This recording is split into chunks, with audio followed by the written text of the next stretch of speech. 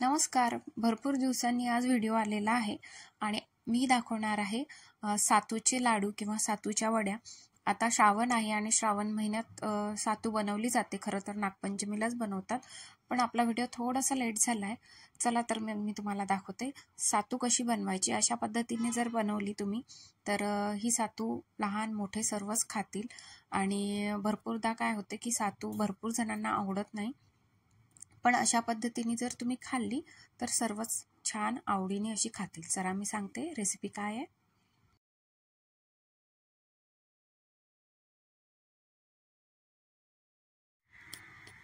तर इथे बघा, मी 2 मोठ्या वाट्या असं गहू घेतले होते आणि या गव्हाला छान आपल्याला भाजून घ्यायचं आहे.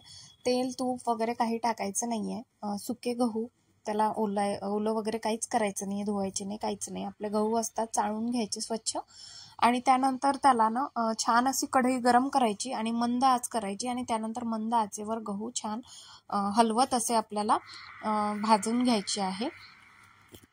असं फक्त एक साईड नाही भाजायची, पूर्ण हलवत राहिले तर सगळ्या साईडने ती भाजता येईल आणि गहू छान असा टम्म फुगतो. तर इथे पहा, छान असे लालसर आपले गहू मंद आचेवर भाजले आहे. याला एका परातीत काढून घेते आणि छान आपल्याला थंड झाले पाहिजे, त्यामुळे परातीत काढून घ्यायचे आहे. आता गहू झाले, त्यानंतर इथे मी 2 वाट्याच चण्याची डाळ घेतलेली आहे. याला पण आपल्याला मंद आचेवर असे छान भाजून घ्यायचे आहे. जर तुम्हाला वाटलं तर तुम्ही चण्याची डाळ अजून थोडी जास्त घेऊ शकता गव्हापेक्षा. पण 2 वाट्या इथे मी गहू, 2 वाट्या चण्याची डाळ घेतली, तर तुम्ही 3 वाट्या पण चण्याची डाळ घेऊ शकता. आणि छान याला भाजून घ्यायचं आहे.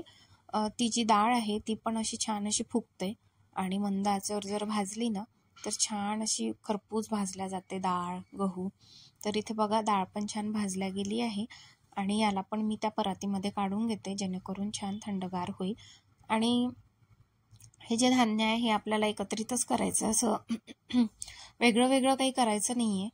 तर अशा पद्धतीने आता डाळ पण भाजून झालेली आहे आणि याला असं पूर्ण पसरवून घ्यायचं. त्यानंतर आपल्याला भाजायचे आहे तांदूळ. तर तांदूळ मी यामध्ये 1 वाटीच घेतलेले आहे. तांदूळ थोडी कमी घ्यायचे. 1 वाटी तांदूळ घेतलेले आहे आणि याला पण छान मंद आचेवर परतवून घ्यायचे आहे अशा पद्धतीने. आणि परतवले की याला पण आपल्याला त्याच परातीत काढायचे आहे ज्यामध्ये गहू आणि डाळ आपण टाकलेली होती.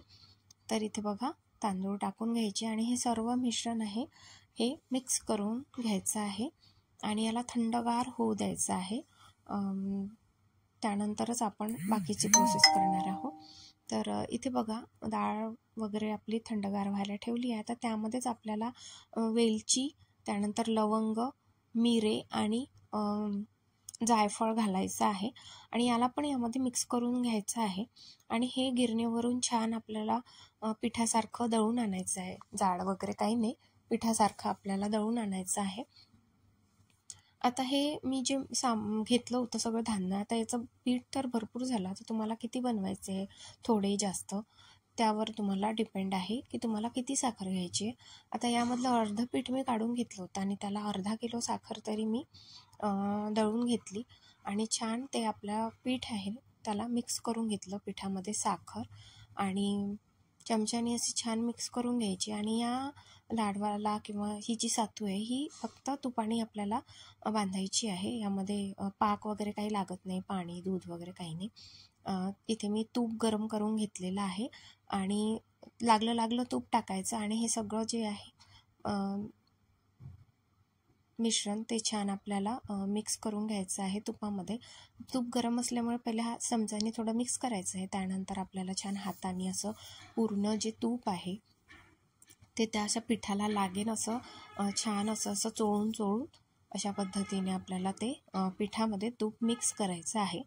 आणि त्यानंतर आपल्याला तुम्हाला जसे हवे, गोल किंवा सापड, जशा पद्धतीचे हवे तशा पद्धतीचे तुम्ही असे गोळे करून घेऊ शकता.